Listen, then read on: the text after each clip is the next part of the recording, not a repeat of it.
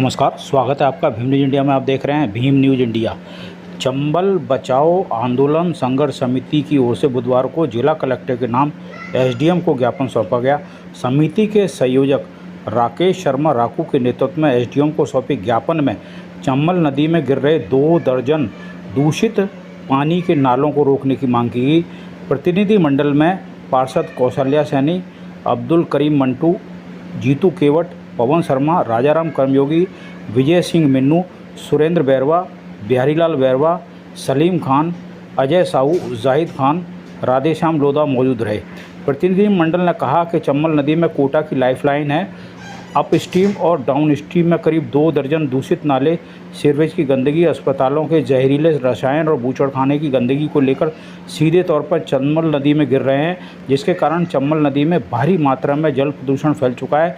इससे जलीय जीवों के जीवन को खतरा मंडरा रहा है। हाल में ही मगरमच्छ मृत मिले हैं।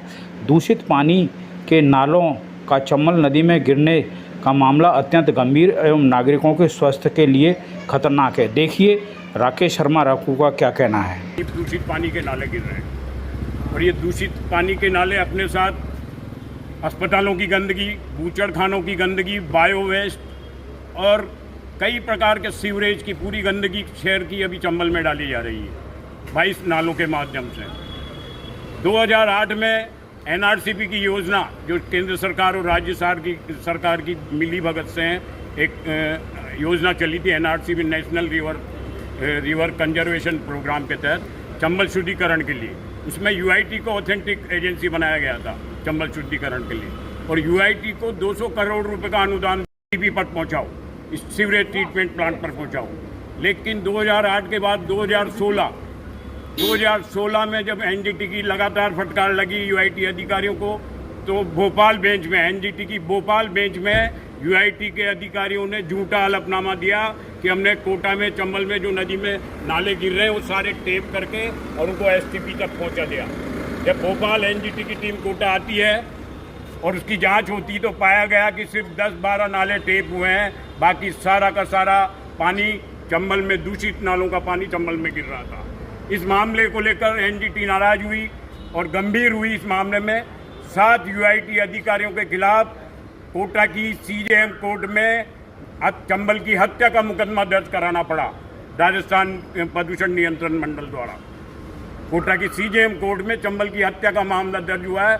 उसके बावजूद भी चंबल की दुर्दशा की को ये लेकर गंभीर नहीं है यूआईटी के साथ।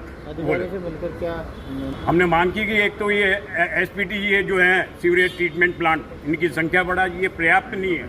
चंबल शुद्धिकरण के लिए जो एसटीपी प्लांट लगे हुए हैं, 8 एसटीपी प्लांट लगे हुए हैं, ये चंबल शुद्धिकरण के लिए पर्याप्त नहीं कि कैपेसिटी बढ़ाया जाए, क्योंकि ये 150-200 mld पानी ही ट्रीट कर पा रहे हैं, जबकि रोजाना प्रतिदिन कोटा में नालों का पानी जो जा रहा है वो 300 mld प्रतिदिन हो रहा है, और इससे जलीय जंतु मर रहे हैं। चंबल के डाउन स्ट्रीम क्षेत्र में अभी कुछ दिन पहले मगरमच्छ की मौत हुई है, भारी भरकम मगरमच्छ मरा है इस जल प्रदूषण के कारण, इन गंदे नालों के कारण, क्योंकि इसमें बूचड़खाने, बायो वेस्ट, जहरीले रसायन अस्पतालों के। और सबसे ज़्यादा शर्मनाक और वो बात जो है कि ये कोटा में जो पेयजल की सप्लाई हो रही है, 2 केंद्र हैं कोटा में, प्रमुख केंद्र, अकेलगढ़ और सकतपुरा। दोनों ही पेयजल कहाँ से उठा रहे हैं? अप स्ट्रीम से, और अप स्ट्रीम में 3 बड़े नाले हैं, गोदावरी धाम का नाला, अधरशिला का नाला और साजी देगड़ा का नाला। तीनों में ही मलमूत्र गंदगी सारी चंबल में जा रही है, और वहीं से हम शहर के नागरिकों के पेयजल आपूर्ति के लिए पानी उठा रहे हैं, दोनों केंद्र, और ये स्वास्थ्य के लिए भी हानिकारक है लोगों के लिए। राकेश शर्मा, चंबल बचाओ आंदोलन। चंबल नदी की दशा सुधारो, दशा सुधारो, दशा सुधारो, चंबल नदी की दशा सुधारो, दशा सुधारो, दशा सुधारो, चंबल बचाओ आंदोलन जिंदाबाद, जिंदाबाद, जिंदाबाद, चंबल नदी की दशा सुधारो, दशा सुधारो, दशा सुधारो, आगे से मतलब पीछे से, जिंदाबाद, जिंदाबाद।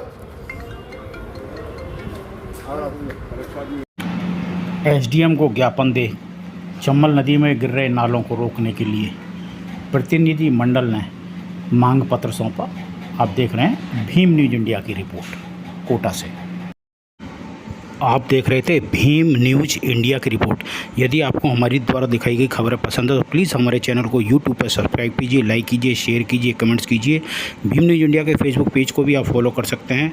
न्यूज़ अपडेट के लिए बने रहिए हमारे साथ, देखते रहिए भीम न्यूज़ इंडिया। आपका बहुत बहुत धन्यवाद।